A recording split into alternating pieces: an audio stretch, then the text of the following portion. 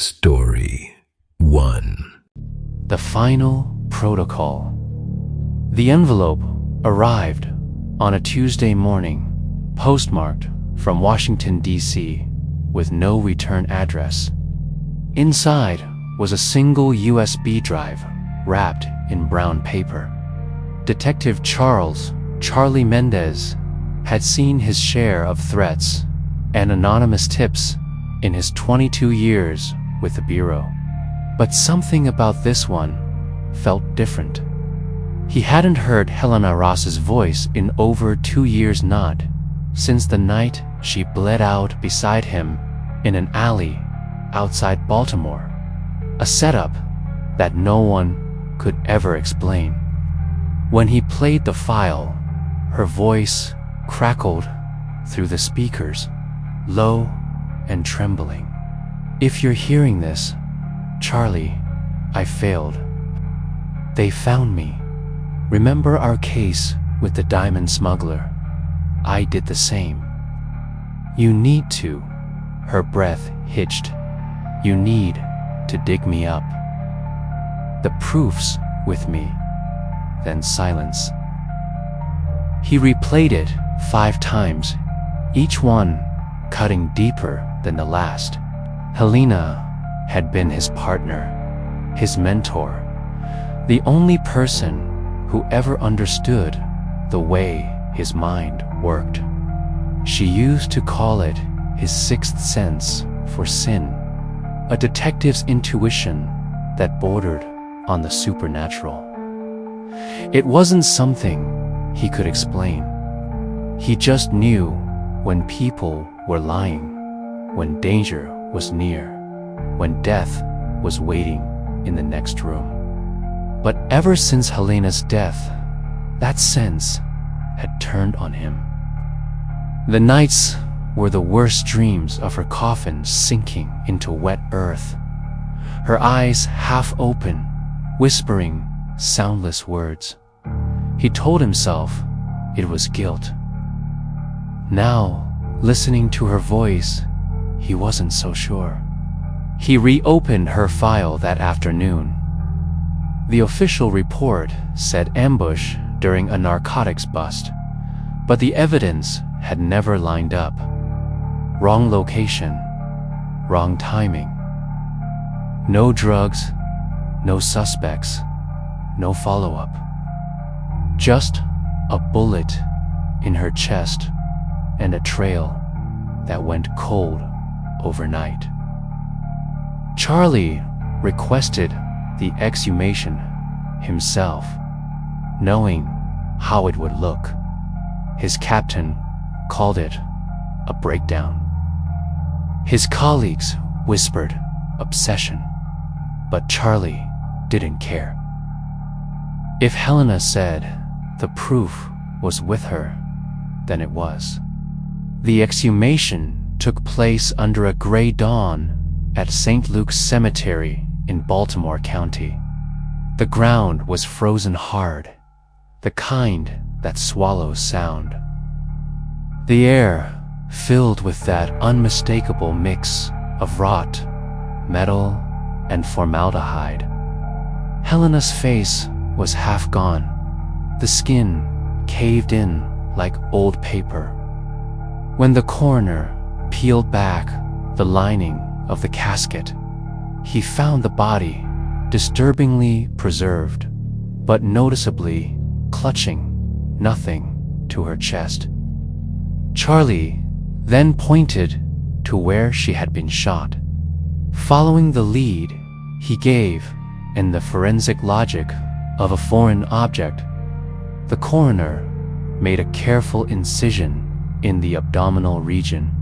That was where he found it, an acid-proof plastic capsule surgically sealed inside what remained of her stomach lining.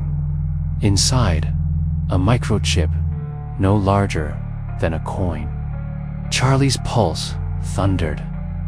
The coroner looked at him, uncertain. "You sure this is evidence?" Charlie nodded once. "Yeah," he said. It's her last message. Back at his apartment, he decrypted the drive with Helena's old passphrase, Providence Burns. What he found gutted him. It wasn't just a list of bribes or names. It was a weapon, internal corruption network inside the Bureau itself, linked to private contractors, senators, even field agents. Helena had been deep undercover, investigating the very people signing their paychecks. But the files also revealed something worse. She hadn't just been exposing them. She'd been playing them, leaking information to rival groups to push the corruption into the open through chaos. The sting that got her killed wasn't a betrayal lit, was a deal gone wrong. That night, someone broke into Charlie's car. Nothing stolen. Just the glove compartment open, and a single note on the seat. You should have left her buried. He started noticing the same black sedan in his rear-view mirror. His phone glitched, calls cutting to static. Once, while showering, he swore he heard Helena's voice in the hiss of the water. There, watching, he tried to shake it, but the sense, the one he'd always trusted, told him he wasn't paranoid. Someone was inside the walls. Out of allies and out of time, he turned to Teresa, Rosalina's sister. A journalist for the Baltimore Sun, Teresa had always believed the Bureau lied about Helena's death. But her hatred for them was personal. When Charlie told her about the microchip, she didn't hesitate. Together, they dug through the data, tracing money trails, coded emails, false identities. Every lead back to the same initials, H.R. Helena's own signature. Teresa's expression hardened. She wasn't exposing them, was she? She whispered. She was part of it. Charlie didn't answer. He didn't have to. The truth came out in fragments. Helena had embedded herself so deep in the corruption that the line between agent and informant vanished. She'd stolen funds, sold intelligence, and manipulated evidence, all in the name of justice, or so she believed. Her protocol wasn't about ending the rot, was about controlling it, turning the system against itself. Charlie wanted to destroy the files, to let her memory die clean. But Teresa insisted on publishing everything. The truth matters, she said, even when it burns. So they released it all. Within a week, the Bureau was in chaos: arrests, resignations, suicides, and one night, when Charlie returned home, he found his door ajar. On his desk sat Helena's badge, still smeared with dirt, and next to it, a fresh bullet casing. He never reported the intrusion. He just sat there, staring at the badge until dawn. The Bureau labeled Helena a traitor. Teresa vanished before her article could go to print. And Charlie, he disappeared from the force entirely. Rumors said he moved to New Mexico, working private security under a fake name. But those who knew him claimed he still wore Helena's ring on a chain around his neck. Sometimes, late at night, neighbors swore they heard two voices talking inside his house, one low, one familiar, both whispering about things better left buried. Not all rest in peace. Stay sharp, everyone.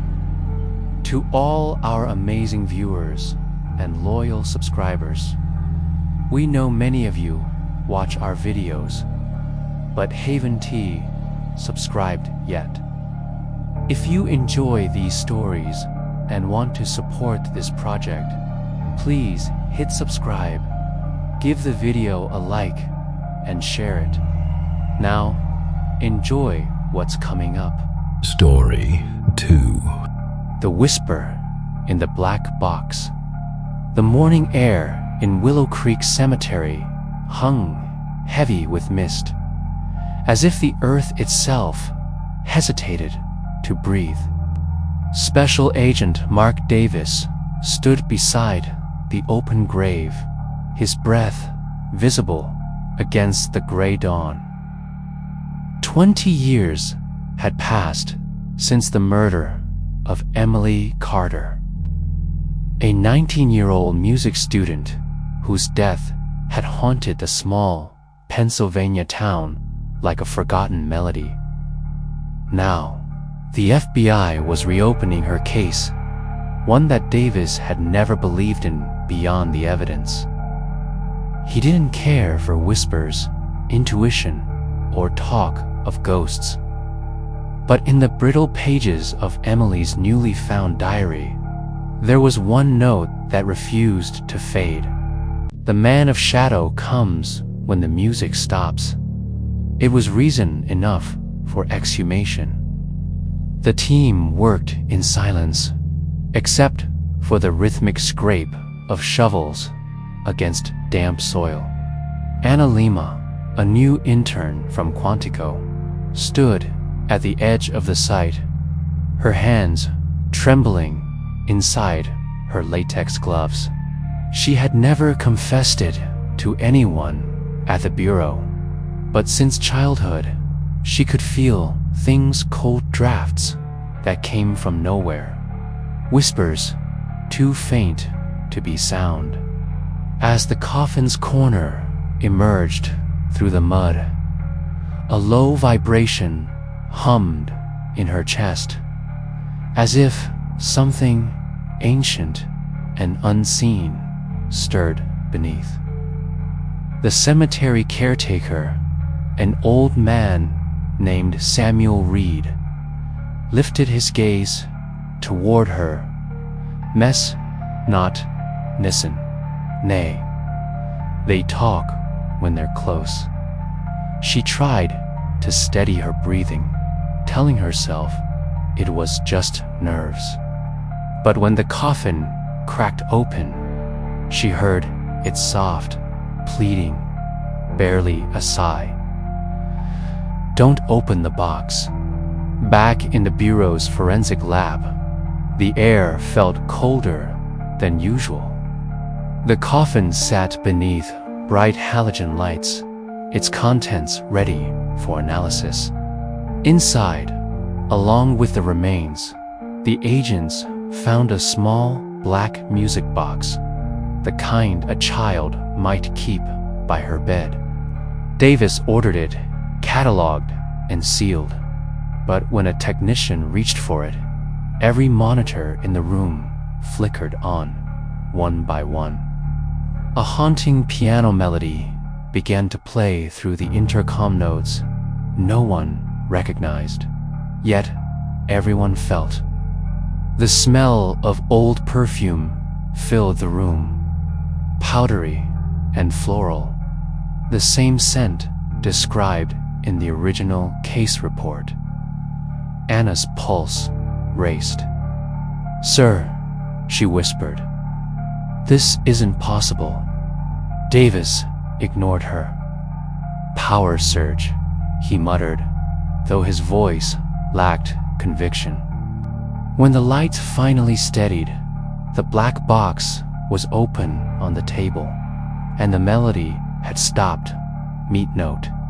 That night, Davis returned home to his quiet apartment in downtown Philadelphia. The walls seemed thinner than usual. He poured a glass of bourbon, telling himself exhaustion explained everything: the flickering lights, the strange perfume. Yet, as he reached for his files, he heard it again. Soft, rhythmic footsteps pacing his hallway. He froze. The scent drifted closer, sweet, floral, unmistakable. In the mirror above the sink, a reflection shimmered behind him. The outline of a girl, her face obscured in shadow. Her lips moved, though no sound came at first. Then, faintly, almost tenderly, he heard her voice. "Mark." The glass fell from his hand and shattered. When he turned, she was gone.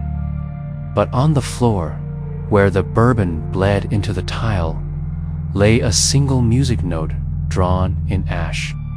The next morning, Davis arrived at the bureau, looking as if he hadn't slept. Anna was waiting for him, pale but resolute. "You saw her," she said quietly. He wanted to deny it, but the lie wouldn't come. She told him what she had been too afraid to before, that she could feel the dead, and that Emily's spirit wasn't just haunting him. "She's trapped," Anna said, her voice trembling, and something else came through with her. "The music box isn't a keepsake, it's a vessel." Davis stared at her, the rational part of his mind collapsing under the weight of everything he had witnessed. "Then, how do we stop it?" he asked. Her answer chilled him. "We send it back." That night, under the cold light of a crescent moon, Davis and Anna returned to Willow Creek Cemetery with the caretaker, Samuel. The fog rolled in thick waves across the graves. They placed the black music box atop Emily's tomb, its metal gleaming dully. Anna began reciting words from the dire lines written in desperate rhythm, like lyrics to an unfinished song. The air tightened, pressing against their chests. A cry tore through the misted, not human, not earthly. The ground beneath them shuddered, and the music box began to play on its own, spinning its haunting lullaby. Davis gripped Anna's hand as shadows coiled around the tomb, twisting into the vague shape of a man. Samuel stepped forward, voice rough with faith. "You don't belong here," he said, and slammed the lid shut. The sound stopped instantly. The wind died. In the silence that followed, the mist began to lift. The pressure in the air eased, and for the first time, Anna could breathe without fear. She swore she saw a faint light rise, thrice white, peaceful. Davis knelt, pressing the music box deep into the earth before sealing the coffin once more. When they left the cemetery, dawn was breaking, and birds were beginning to sing again. Yet, behind them, from somewhere deep underground, came one final note, faint, incomplete, as if the melody wasn't truly over. Davis looked back once, but said nothing. Some truths, he realized, were meant to stay buried. Not all rest in peace. Story 3. The Dwelling of the Guardian. The call came just before midnight, carried through the static of an old police radio in Savannah, Georgia. Detective Laura Mitchell stood in the drizzle outside St. Alden's Cemetery, watching lightning fracture the sky above rows of forgotten graves. She and her partner, Detective Ben Castro, had been tracking the disappearance of Daniel Mora, respected architect who vanished 3 weeks earlier after phoning his assistant from this very cemetery. He said he found something the assistant had told them, something that wasn't supposed to exist. There was no body, no struggle, no signs of life. Only a torn page from Moore's sketchbook depicting a strange sigil etched onto a cracked tombstone belonging to the long-dead Silvers family, one of Savannah's oldest bloodlines. By dawn, they had secured an exhumation order. The local historian warned them about the site, insisting that the Silvers plot predated the official founding of the cemetery. But Lara was unmoved. She had seen worse sore, so she believed. Beneath her calm exterior, however, there was a quiet dread. Since childhood, Lara had suffered from vivid nightmares, dreams so real she'd wake with bruises, mud under her nails, the sound of whispering still echoing in her skull. Doctors called it stress-induced somnambulism. She called it something else. The closer they came to the grave, the more the world seemed to narrow, as though every breath of wind carried unseen eyes. When the workers' shovels struck something hollow, Lara's knees buckled. "There's a chamber below," one of them murmured. What they unearthed wasn't a coffin at all, but a stone staircase spiraling downward into the earth. The smell hit first cold, mineral dampness mixed with something older, like rot and incense. Castro led the way with his flashlight. The passage opened into a crypt-like chamber filled with relics that didn't belong there. Jewelry, teeth, broken crosses, nameplates from other graves. Every surface bore the same carved symbol from Moore's sketch. In the center stood an altar, dark with what looked like dried blood. "Jesus," Castro muttered, stepping back. But Lara was transfixed. She felt a pulse under her skin, as if the room itself had a heartbeat. Then came the Whisperer Man's voice, deep and hollow, curling through the dark. "The Keeper watches." The lights flickered, and for a moment she thought she saw movement in the corner, a tall figure with a wide-brimmed hat, its eyes like burning coals. When she blinked, it was gone. That night, Lara didn't sleep.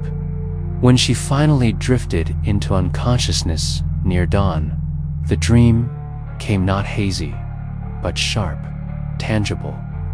She was back in the underground chamber, the air thick as water. The walls seemed to breathe. Out of the shadows emerged the same figure its hat casting a perfect void where its face should be. "You took what was his," it rasped. "Now you, oh."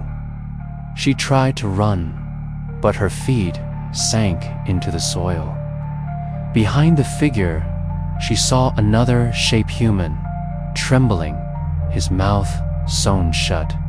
It was Daniel Moore.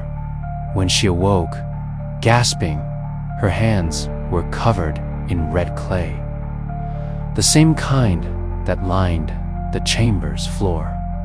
Castro found her hours later in the precinct's evidence room, staring at the sigil from Moore's sketch. "He's alive," she said. He wanted to argue, but something in her tone stopped him. She explained everything: the dreams, the figure, the voice. "You're saying the guy's trapped in your nightmares?" he asked. "No," Lara whispered. "He's trapped between them." At first, Castro dismissed it as exhaustion. But when the power cut out across the building, leaving only the sound of shuffling footsteps and faint humming like an old funeral hymn, he stopped laughing. That night, Lara dreamed again, and this time she saw symbols forming words: blood for the gate, light for the way. She knew then what she had to do. They returned to St. Alden's Cemetery after midnight. Rain fell in sheets, pooling in the cracks of the old marble stones. They descended into the crypt with candles instead of flashlights. Electricity had failed them once already. Lara laid down beside the altar, her pulse steady but slow. "When I'm under, you have to read this aloud," she told Castro, handing him a page from Moore's notes, an invocation written in archaic Latin. "And if he comes through?" Castro asked. "Then close the gate," she said, her voice calm but hollow. Within minutes of closing her eyes, the dream claimed her.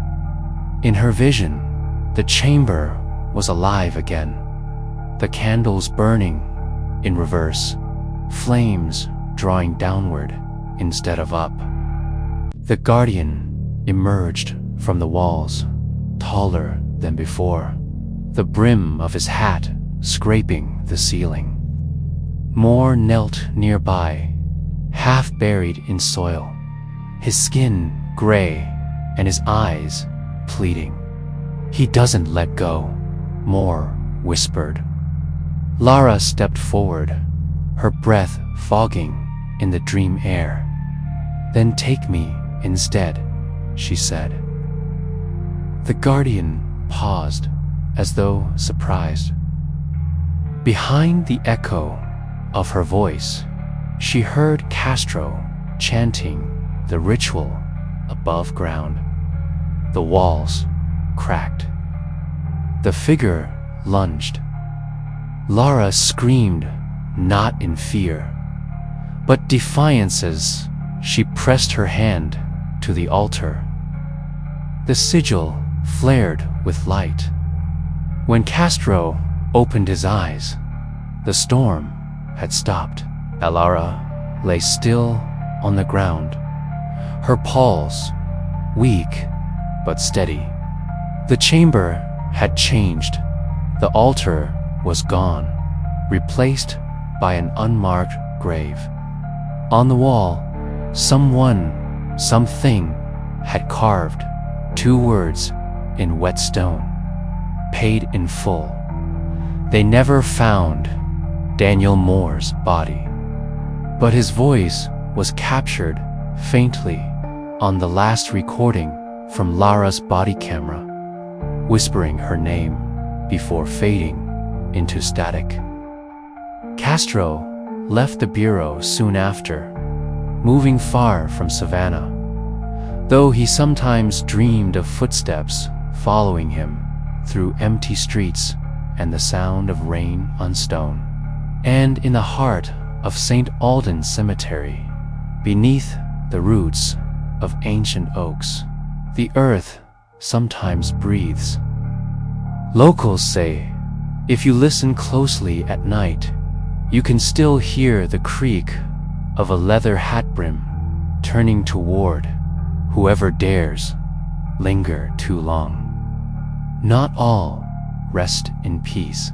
Story 4. The Innocence Pact.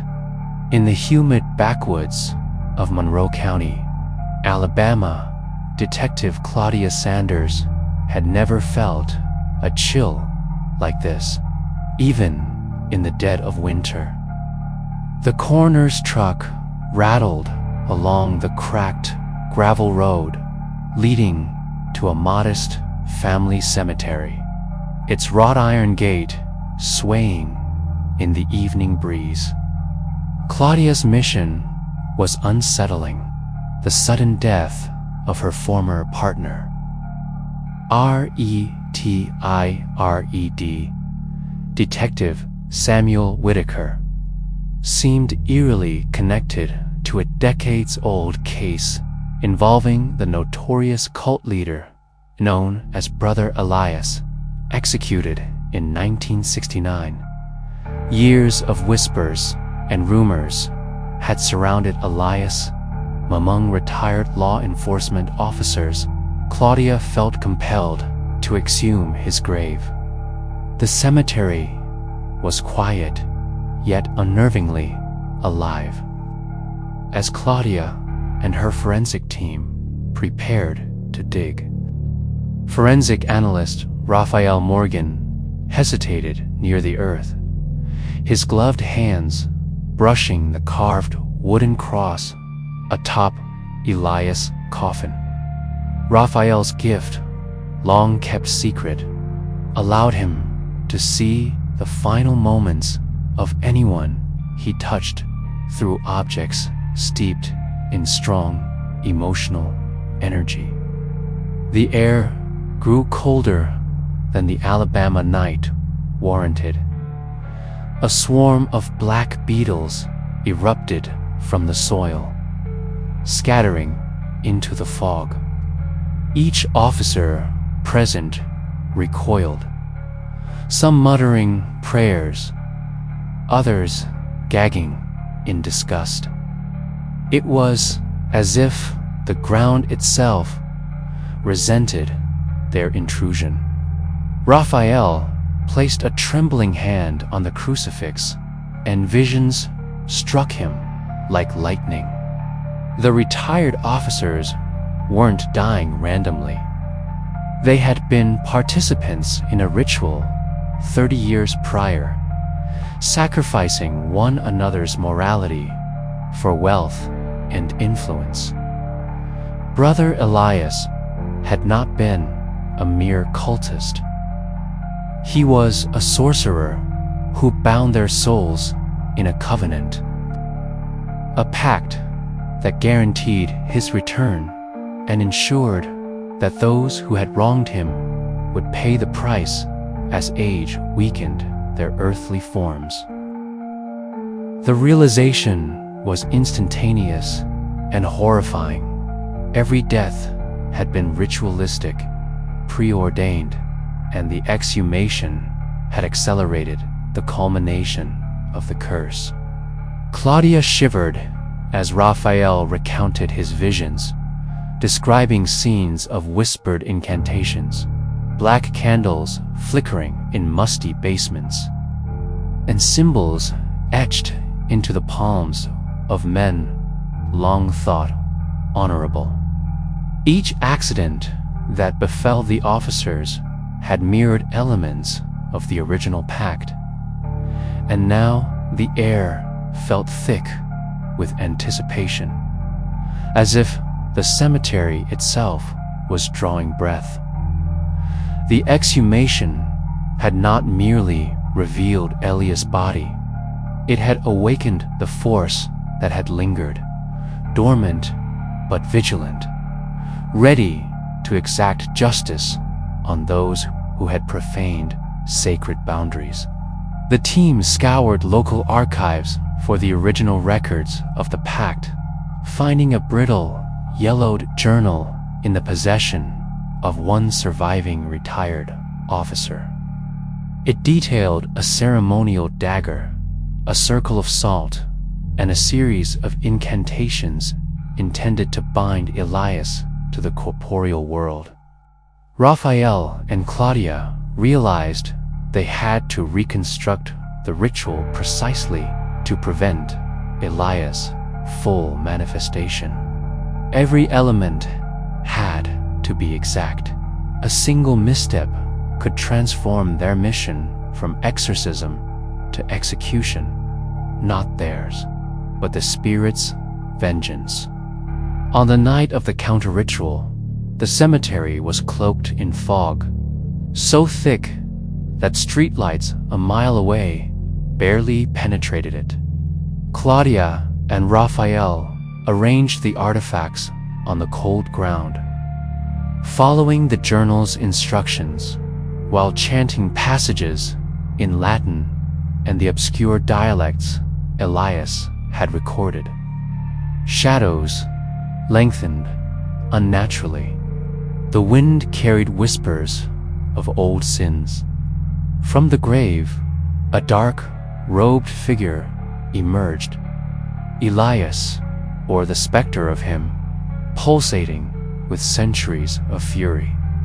The ground shook, and insects blackened the night sky like a living storm. Claudia steadied herself, the weight of her partners' and officers' lives pressing down, and Raphael's visions guided each move. Hours later, as the first light of dawn cut through the fog, the entity was contained. The dagger was buried, the circle restored, and the journal burned. Silence fell over the cemetery, heavy but incomplete. Claudia and Raphael knew they had delayed the inevitable, not eradicated it.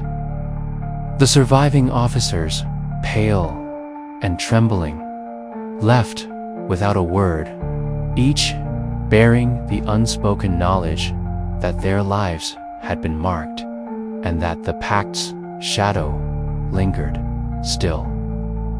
As Claudia stared at the disturbed soil, she could feel Elias' gaze, patient and unyielding. The case would be logged as unusual but unsolved, and the story whispered among locals would grow into legend. Yet, Claudia understood the truth more keenly than anyone.